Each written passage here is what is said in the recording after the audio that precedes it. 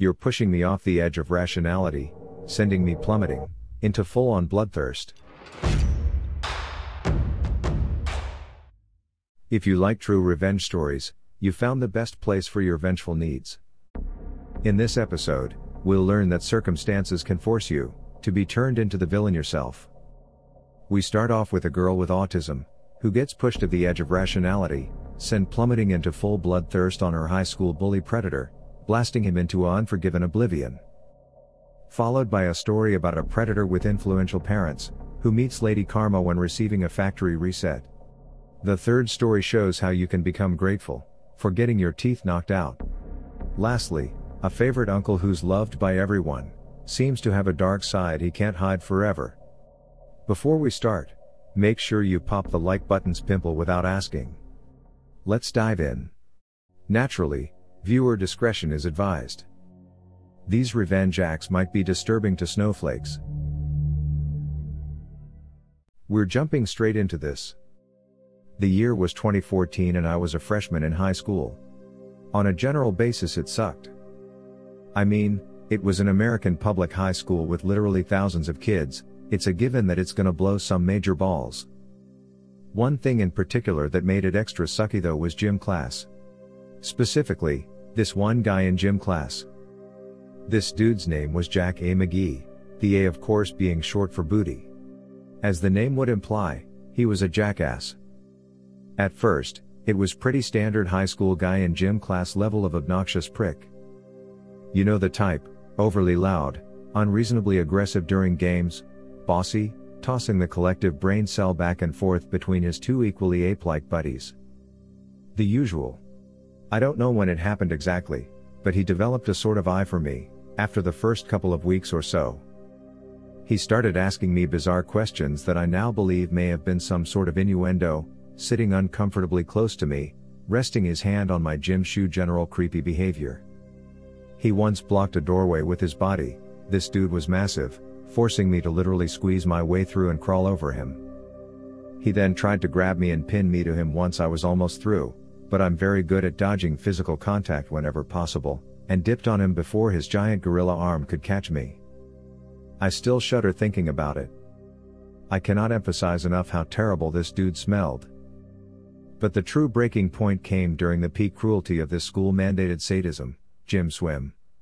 Before anyone asks, let it be known that yes, I did try to tell someone about this. I told my gym teacher first semester, really early on, that Jack was making me incredibly uncomfortable. The gym teacher waved it off, saying he was just playing around and that it's probably because he likes you. His suggestion was basically to just put up with it and wait it out, because he was sure Jack would lose interest soon anyways. Spoiler alert, he didn't. Second semester rolls around, and the 4-week period of gym swim descends upon us like the bloated carcass of a catapulted whale, crushing us beneath its wet, foul-smelling body. 40-some-odd adolescents forced into a cold, overly chlorinated pool for 50-plus minutes, adorned in swimsuits determined to crawl up into our booty like Ant-Man himself. It was hell on earth, basically. As I've mentioned in a previous post, I am autistic, so the echoing sounds, reflected fluorescent lights, pungent odors, slimy floors, and assorted BS made the situation even worse for me. I wasn't officially diagnosed yet, so my complaints were written off as me being whiny, and I was told to shut up and deal with it. So I did. I think I had more meltdowns in that 4-week span than I've had in the past 2 years combined, but whatever. On top of the sensory overload, there was Jack. I think something about being allowed to go shirtless and stare at the nearly bare booties of girls for an entire period emboldened him, because Jack promptly lost whatever semblance of restraint he had until then. He made frequent attempts to grab me, trying to hold me against his bare skin, which was disgusting, and I spent most of the class trying to evade him. The swimsuit I was forced to wear fit a little awkwardly around my chest, which he delighted in pointing out to his buddies, staring unabashedly at my body parts. He managed to sneak up behind me and snap the strap of my swimsuit, even trying to pull it down off my shoulder, but I jerked away fast enough to prevent that. I was furious at this point, but I'm like 5'2". Whereas he was easily over 6'5", probably over 300 pounds, and I'm not stupid. While all of this was happening, my new gym teacher, they switched every semester, was busy trying to keep a couple of the other guys from drowning each other. She was one adult forced to watch over 40 rowdy kids in a swimming pool. She was a bit preoccupied. The final straw came one Wednesday afternoon. The event that finally pushed me off the edge of the rationality I'd been clinging to, and sent me plummeting into full-on bloodthirst.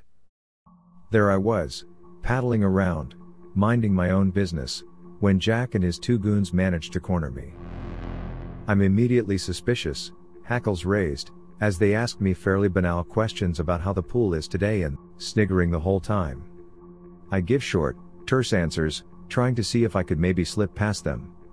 I spot an opening and bolt for it, but Jack was apparently expecting this. As I swim through the narrow gap between him and one of his friends, he stretches his arm out, and actually manages to slip his hand under my suit to grab my breast. I froze for a moment, the delighted giggling of him and his friends echoing in my ears as if from 1,000 miles away. The next thing I knew, I was out of the pool, being held back by the gym teacher, and Jack had a bloody nose. He was shouting angrily at me, calling me all sorts of crazy. As his nose gushed blood into the water, there was mass confusion among the class. I was told to change quickly and sit in the hallway.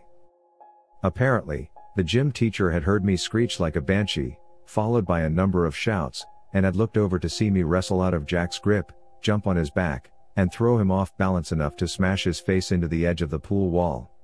I remembered none of this, but I did find a few chunks of greasy brown hair clenched in my fist that I'd evidently ripped from his scalp when the teacher pulled me off. I washed my hands thoroughly. It was decided that I'd go in early to school tomorrow to have a little talk with the dean. They would have just sent me there straight away, but gym was my last class of the day, and the dean had already left by then for whatever reason, so it had to be postponed a little while.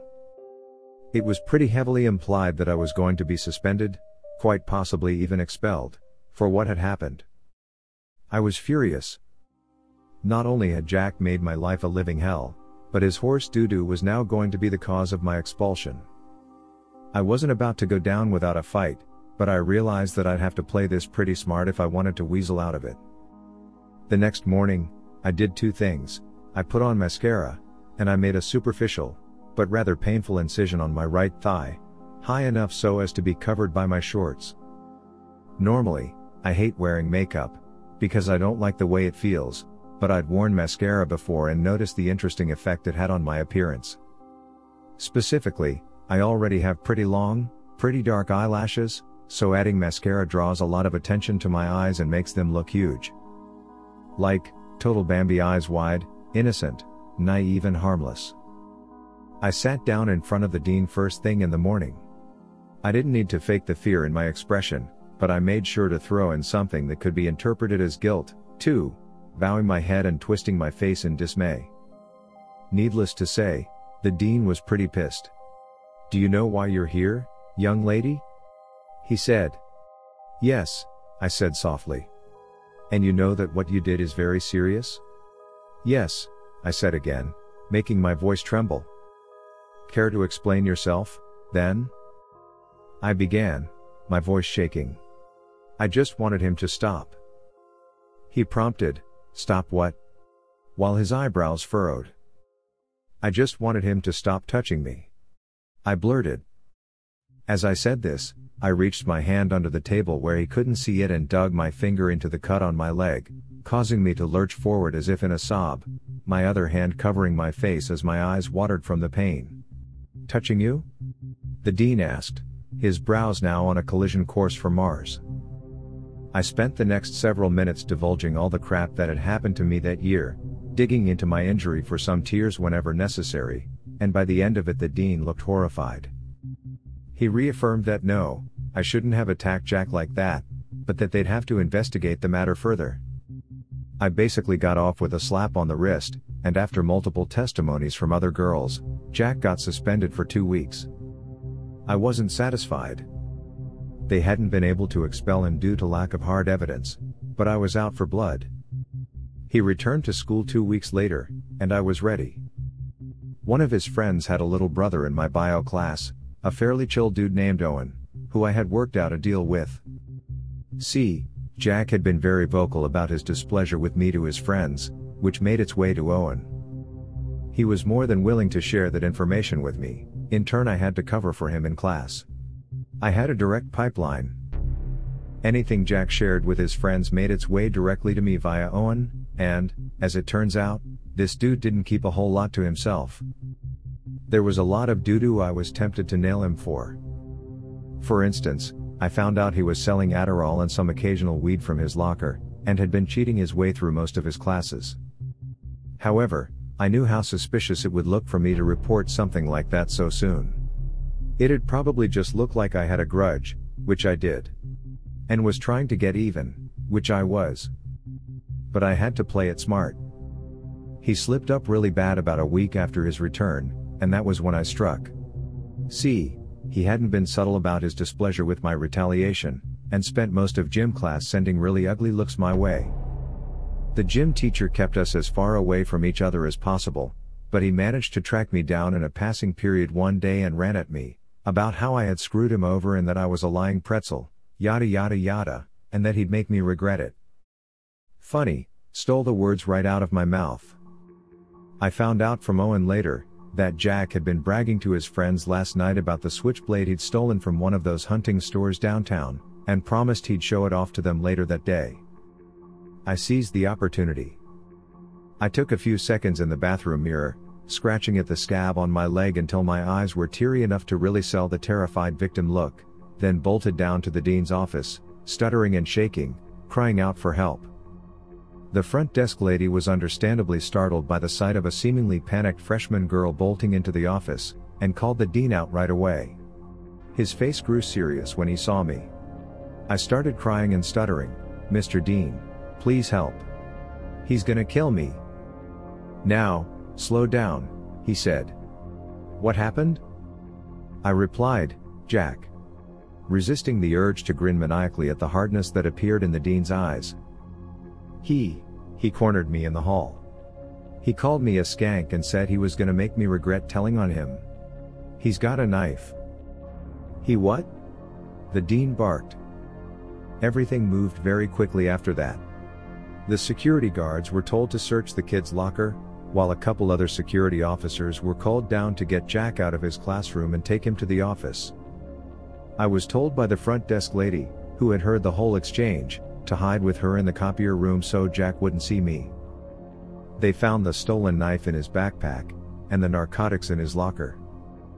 That, combined with his previous charges, was enough to get him not only expelled, but arrested. I never saw him again, which is probably a good thing because I'm still mad and would probably try to end him if given the opportunity. Don't mess with the girl that has autism. My story consists out of illegal activities, therefore I need to stay anonymous. Let me emphasize the seriousness of my story, by warning you beforehand. It started when I was in high school, 1999 to 2002. In Brazil, before we had one of the best laws against violence to girls. I had a group of friends, 6 guys and 2 girls. We're a really diversified group. I was a nerd, one of the girls was a so-called emo, the other was a real pretty girl, so we called her the beauty queen. We had 2 soccer players and 3 others that didn't really had a group, but they were friends nonetheless. Sometime in our second year, a dirtbag started to join our high school. He was a creepy dirtbag, son of an influential politician of our city. He had a crush on our beauty queen. Not a good type of crush, more of a creepy stalker type. Whenever he saw her, he would try to hug her in an uncomfortable way, acting all friendly while you could feel the weirdness about him. It made us, but her really uncomfortable. She asked him to stop, but he just replied with, "Stop being difficult, I know you like it." She tried to talk to teachers, but, dirtbag wouldn't do that. So we started to act like bodyguards around her. Every time she walked on the school premises, at least one of us would stick to her. We thought this would make things better, but it made the things worse for her. While walking home, she would spot him following her to her house. So we started walking her to her home too. One day, he didn't come to school, so we had the stupid idea that, if he wasn't going to school today, we didn't need to escort our friend. We were dead wrong. He attacked her in the middle of her way home. He groped and assaulted her. I will not go into all the details, because I'm mad just remembering and it makes me feel conflicted towards my friend. It was horrible. Afterwards she ran home, to an empty house because her parents weren't home at that time. When she got there she called me. Told me everything. I called our group, we all went to her house and we did the best we could to help her. Me and the other boys agreed on one thing. He would pay. I told our other female friend to stay with her for the night. Me and the boys go to our home and prepare ourselves. We grabbed cheap masks, put special equipment into our bags, wore black clothes and headed to school. We all studied real hard that day, while keeping our eyes on the Predator, not knowing we were moving at OMIM. When the school bell rang, we made sure to start the pursuit, without him noticing us. We followed him until we reached a place where we wouldn't be disturbed, for some alone time with him. We catch up to him, and before he had a chance to react, we turned the tables, now he's the one being assaulted. We gave him the beating of his life, brutally. When we were finished, I went to a payphone, to call in the situation about somebody being hurt with the location. I hung up, our job was done. The aftermath, the school announced that creepy douche was in the hospital with broken ribs, one broken arm, a foot broken, and other bones cracked. No one knew what happened, just us. When my friend learned what happened, she was mad at first, she is too kind, but was grateful later. Why we didn't go to the police? We didn't have enough proof. He assaulted her, but a rape kit wouldn't have helped in this situation. Even if we could put him in jail, his father was a really influential guy. The douche would have probably get bailed out real quick, and would probably attack my friend again. What we did was wrong, but I don't lose one night of sleep because of it. Me and my friend still talk to this day. My family were professional expats, and I'm mixed race, so I never really fit in anywhere we moved to. Our cultural differences were tolerated to greater or lesser extents, depending on the country and/or economic prosperity of the area. I got used to thinking of the places we moved to, the schools I attended, and the friends I made, as being purely temporary. Eventually it got the point where my mentality became, why even bother? Because we'd be gone in 6 months or a year and all that effort I put into building social connections would have been a waste of time.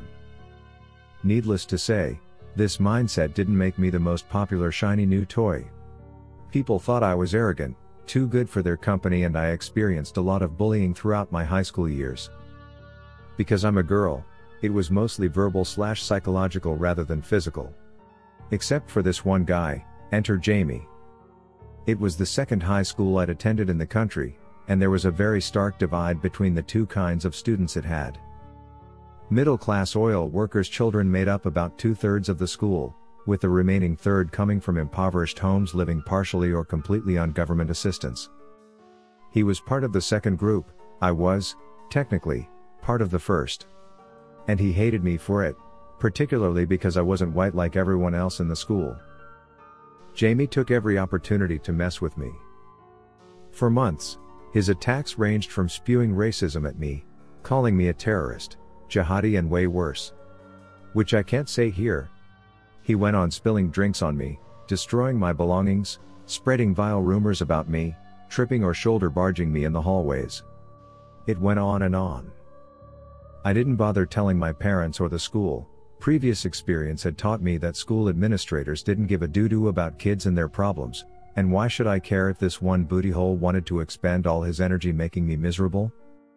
I'd be leaving soon for another school with a different set of bullies, and this guy was destined for a life of alcoholism, state assistance, and 5 kids by different mothers before dying in his 40s.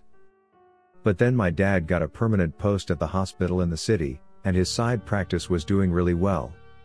My oldest sister got engaged to a local. My parents started looking for a house. They'd inexplicably decided on now being the time to settle down, just when I was banking on us relocating. Now I was fricked. I had no friends, and a giant, Jamie-shaped problem in my life. Not to mention I'd been kind of cruising on my grades because my disrupted education made it impossible to actually focus or care about what I was studying. My grades were the easiest thing to fix, so I started there. My chemistry and math marks were the worst, so I got extra tutoring hours for maths, and got permission to use the chemistry classroom 3 lunchtimes a week to work on experiments without anyone else there to put me off, steal my stuff, or ruin my experiments. Jamie got wind of this arrangement in the second week. The first time, he came in with a bunch of his meathead friends and started throwing my stuff around, knocking my flasks over, and generally being a kidney stone. Unluckily for them, the teacher was in his office connected to the classroom by a single door, and he came in when he heard the commotion, and gave all of them detention for the rest of the week. He also tried to get me to talk about the bullying, but I never had much trust in adults, so I just shrugged a lot and refused to engage until he let it go. The detentions hadn't gone down well at Jamie's house. I heard a couple people mention that his dad had beat 10 bells of doo-doo out of him. That didn't really surprise me, because you don't become that much of a fart of a human being without some pretty bad examples to follow. But at the time, I was more worried about what that was going to mean for me. Rightly so, as it turned out. About a week after that, Jamie turned up in the chemistry classroom, alone this time. He'd waited until he'd seen the teacher leave. He didn't touch my stuff, he came right up and grabbed me by the throat, pinning me between the L of 2 desks. I'm a tall, athletic girl, but he was at least 6 feet and had the kind of muscle mass teenage boys get when their future includes prison. The only thing he said was, "You're mine now, skank." For the record, his attacks had never had an adultery component to them before. Sure, some of the rumors involved this, but I think on some level he genuinely considered me genderless or non-feminine, because of the dead-eyed silence I maintained every time he got at me. Not this time. As his hand squeezed down on my throat hard enough to restrict my breathing, I felt him push his leg between mine, and his other hand shoved up under my sweater. All I could think was, I'm going to get touched funny in a chemistry classroom, and I don't even like chemistry. I wanted to take music, but my parents wanted me on a medical track. I just wanted to play the goddamn saxophone. This is their fault. I'm not sure whether it was because I was pissed about my smooth jazz dreams being crushed or because I was scared he was going to choke me out, but I clawed and shoved at him and screamed bloody murder right in his face. He was clearly beginning to regret only having 2 hands. Forced to back off so I didn't scratch his eyes out, he gave me all the opening I needed. I picked up my chemistry textbook, ancient, hardback, weighed about 100 pounds, and smashed it across his face with every bit of strength I possessed. It ripped the back cover straight off. Oh no, I thought. I'm going to have to pay for that. Jamie fell sideways, hit the desk with his stupid wimp skull, then hit the floor, and several of his teeth clattered across. I went to find some sellotape to repair my textbook. Things escalated rather rapid after that. Ambulances, police, parents, headmaster, social services, the whole 9 yards. His parents were surprisingly sanguine about the whole thing, but on the other hand, it didn't seem to worry them that they were raising a predator. My parents went into complete meltdown at the school, and my 1-week suspension was a holiday of video games, pizza, and no chores or bedtime. I got to drop chemistry and take saxophone lessons instead, which was an unforeseen bonus. The therapy, not so much. Guilt is a powerful emotion, it turns out. Jamie, meanwhile, lost 6 teeth, had a fractured jaw, and concussion. I didn't see him at that school again. Someone said that after he recovered, he was sent to live with his grandmother a couple towns over for a fresh start. I eventually went off to university and forgot about him, until a few years ago when I was visiting my parents with my now husband. We went to the local pub, and he was there. Neither of us looked that different, except he is a lot bigger and has a bunch of tattoos now. As soon as he saw me, he got up and came over, and asked politely if he could have a word with me. I was more afraid of a brawl starting inside, especially since my husband would feel like he'd have to get involved, and I work in the emergency services now, I know how nasty things can get. I told him to get the drinks in, and led Jamie outside to the smoking deck. To my surprise, once there, He apologized for everything that he'd done to me in school. He said that me hitting him and putting him in the hospital was the best thing anyone had ever done for him, that it changed his life. He got all choked up, and showed me a picture of his kids, and told me about his construction company. He told me he hadn't seen his parents in almost a decade. Then he bought me and my husband a drink, gave me his card, and told me if I ever needed any work done, he'd give me a discount. It was a nice offer, and I'm glad things worked out for him. But I won't be taking him up on it. For reasons I'm sure he understands, I don't like being alone in a room with men outside my family anymore. Hi there, some aspects of my story I am omitting as it is far too traumatic to myself and the victims. About 22 years ago, my mom got a frantic call from my uncle's best friend, saying he had been arrested. Apparently an ex-girlfriend had accused him of assault, but she was being vindictive, because he broke up with her. My uncle, Chad, is obviously innocent. We all love him. He is our charismatic, friendly, outgoing, loving uncle. He would never hurt anyone. The family all send money for legal fees, since they are in France. We are in South Africa. The best friend sends us all the updates. No one ever thought to Google anything. We were getting it from the source.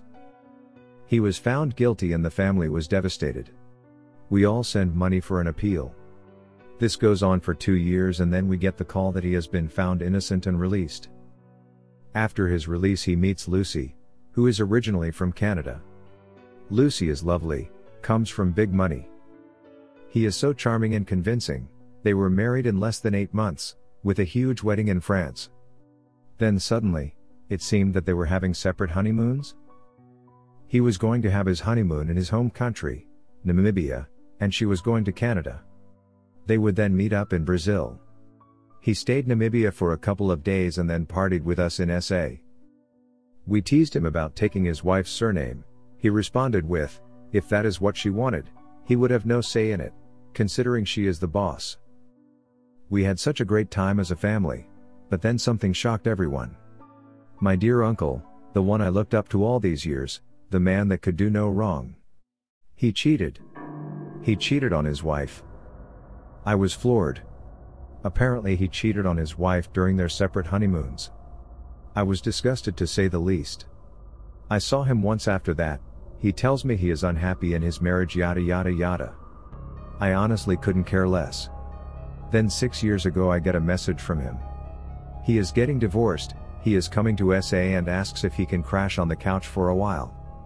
I approve, because in the end, he is still family. I haven't seen him in maybe 10 years, maybe he has changed. He arrives and we have a blast. He hits it off with my fiancée, he is funny and happy, like a weight had been lifted off his shoulders. He tells me they were both cheating. The relationship was extremely volatile, they were always fighting and on edge. They are toxic for each other. She is a total control freak. He is on Tinder and hooking up, on the prowl. He leaves for a couple months to travel around SA, it is an extremely beautiful and diverse country. Comes back, leaves again. We don't mind, he is fun to have around. One of the weeks he is in town, he meets my friend Jane.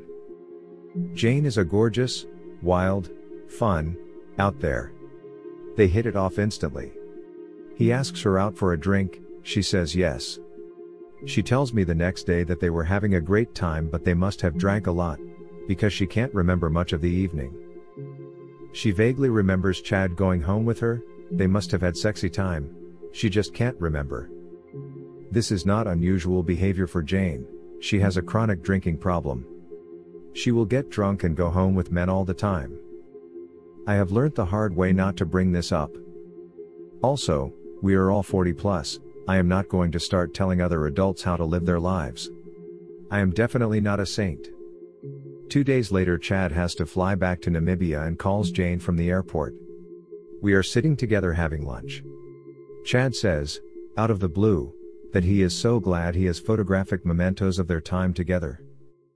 She is confused, but he was so kind to refresh her memories. He proceeds to send her nude photos of her, unconscious, laying on bed while being put in different positions. She couldn't believe what was happening. This wonderful man, this kind man she had such a great time with, having done such a terrible thing to her. She just started crying. She doesn't show them to me, I received them at a later stage. She told him to delete them immediately, but he laughs it off. She is furious and embarrassed but starts reflecting on the evening, trying to remember details. She digs through her handbag and finds the receipt of the night out. 2x gin and tonic and 2x tequila. Definitely not enough to get a seasoned drinker blackout drunk. Jane is furious and I join refueling my rage at my uncle. For some reason, I had a brainwave about the history of my uncle, about his assault conviction, and I started to Google his name. I couldn't believe what I saw, how blind me and my family were at that time. Wishing I had done this 20 years ago. At the top of the Google search, Namibian Predator released from jail in political blunder. We read this article in silent shock. The truth came out. 2 years before being caught and convicted, he met a woman in a nightclub, drugged her drink, took her home, took questionable photos of her and then forced himself on her. She went to the police the next day, and they successfully got his DNA. 2 years later he gets arrested for drinking and driving. They take his DNA and bam, it's a match. They have all the surveillance footage and the photos on his phone. Easy conviction, even though he had tried to convince the courts they were dating and she was a jilted lover. His story about being innocent and released was all bullcrap. Some politician who was trying to make a name for himself decided to release 100 non-violent criminals. Uncle Chad got on the list somehow. About 8 months later they realized their mistake, re-arrested him and extradited him back to Namibia, hence the separate honeymoons. While in Namibia, he changed his name and took his wife's surname so he could get into Canada, since they don't take convicted felons. I tell Jane we need to go to the police, but she refuses and says, absolutely not. She has dealt with SA police concerning these crimes before and it was worse than the actual event itself, these are her words.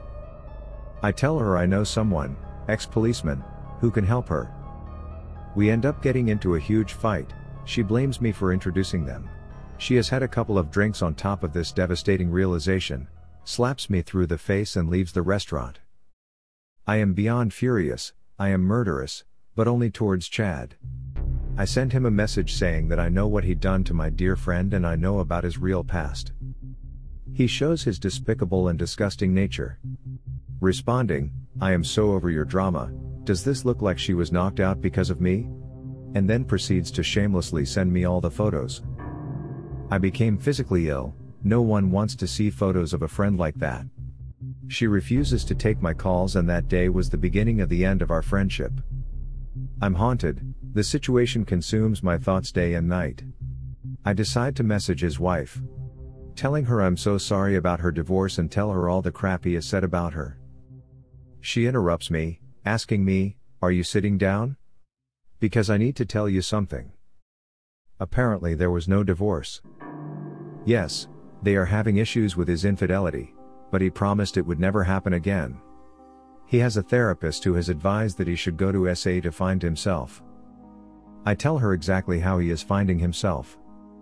She breaks down and tells me everything, from him shenanigans with the babysitters at home, hiding cameras in their bathroom to film them showering, getting one of them pregnant. There was a huge court case because he denied it was his and refused to take a DNA test. Court made him take the test. Yes, he is the father. She sends me all the affidavits, court papers, report from the therapist, etc. She also sent me screenshots of their conversations. Message upon message of him saying how much he misses her and how this trip will save their marriage. He misses her more and more every day. All the while telling us that she is crazy, abusive, controlling and cheated on him with his best friend. Spoiler alert, there is no therapist. He created a fake Gmail account and sent reports to his wife on his progress. The therapist basically instructed her to forgive him for his infidelity, because he had a traumatic childhood and he is actually a great guy. If I wasn't his therapist, he would be my best friend. I kid you not, that was in the report. I am not sure if his wife was just really gullible or hopeful, but I saw it the minute I opened the first email.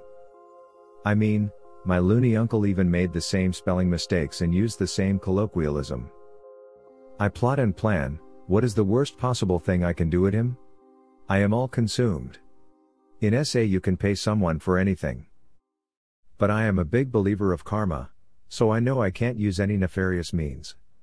I realize I have copies of all of his documents, passports, from Namibia and Canada, his ID with his original name on it, bank statements, which were showing he had loads of money, while he was supposed to send money home to his wife. Before he left he took the proceeds of a car they sold. It was meant for the farm but he told her he needed it for his sabbatical. He would flip cars in SA and double the money. Then I remember, he changed his name and took her surname so he probably would get into Canada. So for about a year, I went backwards and forwards in my head. Do I report him to the Canadian immigration? What will be the repercussions? I was troubled and torn. I am not a malicious person. But it felt like I needed to do something. I am a person of action.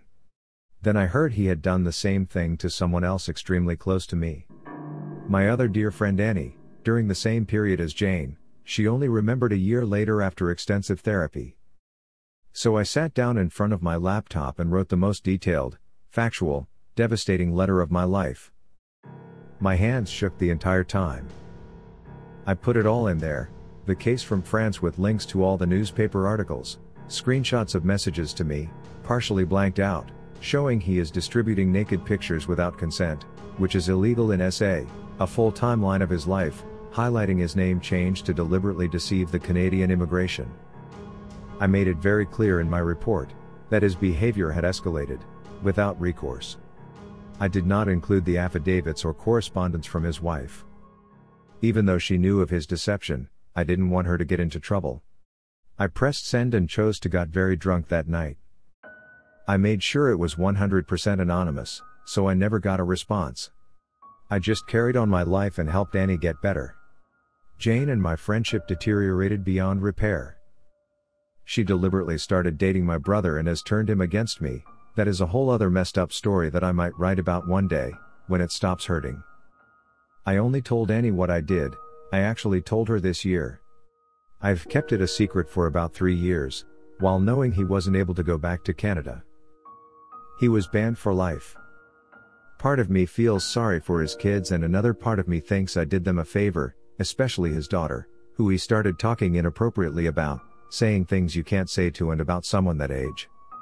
Considering the babysitter he got pregnant was only 18. I am friends with his ex-wife on Facebook. She seems happy. New guy, kids are happy and doing their thing. If you got this far, thank you. I hope you found some justice in hearing all of this.